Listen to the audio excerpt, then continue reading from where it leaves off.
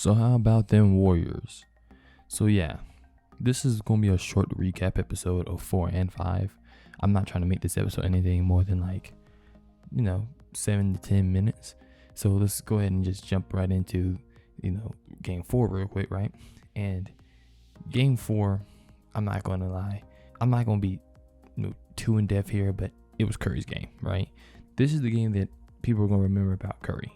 He dropped 40 points, huge player in this game, and much of this game was really him doing his thing.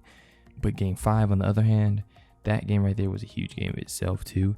This is what I want to call the Wiggins game, and hope we're going to all start dubbing it the Wiggins game.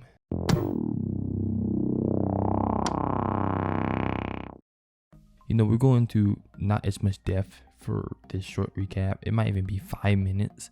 But game 5, to me, it was a really telltale game. One of the only games in the series, actually the only game of this series, where Curry didn't actually drop 30 points and did it all and, dropped 20 and a half essentially. He didn't have a great game. He was 0-7 from 3.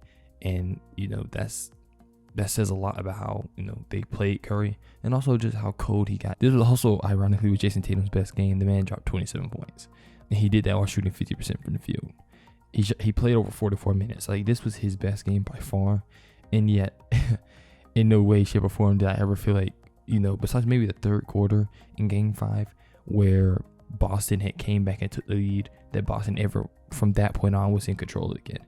They made a great, stride, but I just truly think this series is pretty much over. And I think it's over because if you look at how the Warriors did everything, right?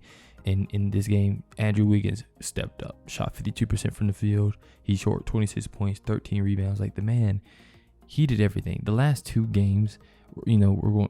I saw someone put on Twitter and say this, and they were like, the Warriors didn't need Kevin Durant. They just needed anyone not named Harrison Barnes. And while I don't believe that, it is pretty funny because the way Andrew Wiggins has played these last 2 games has been great.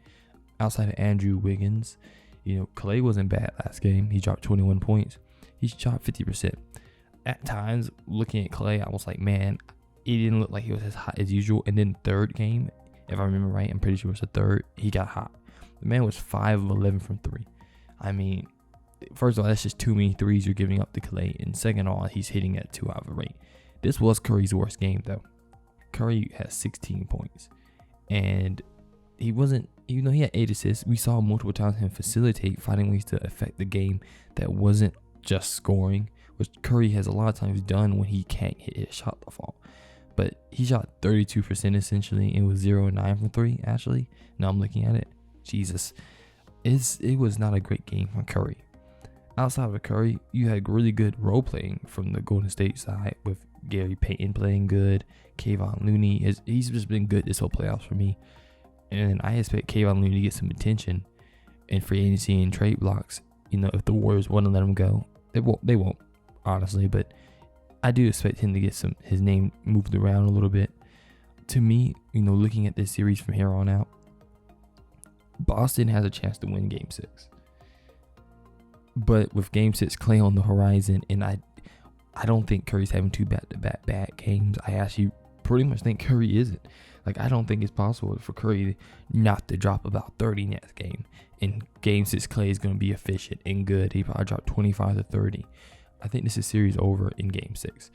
I will say if they do go to Game 7, that's a 50-50 because Boston will have the confidence that they won Game 6 and they should be able to compete for Game 7. For the most part, though, this is a short recap. I wasn't trying to make this thing long in the 6-7 minutes. I would definitely do a longer recap for Game 7 or 6 or 7, wherever the elimination game is. But yeah, that'll be it. So don't forget to leave a like and subscribe, and tell me who you think is going to win this series. At this point, every game, I feel like some people are going to change their opinion, and I want to see if some people really are going to defend Boston and their play in last 2 games, which I just don't think was stellar.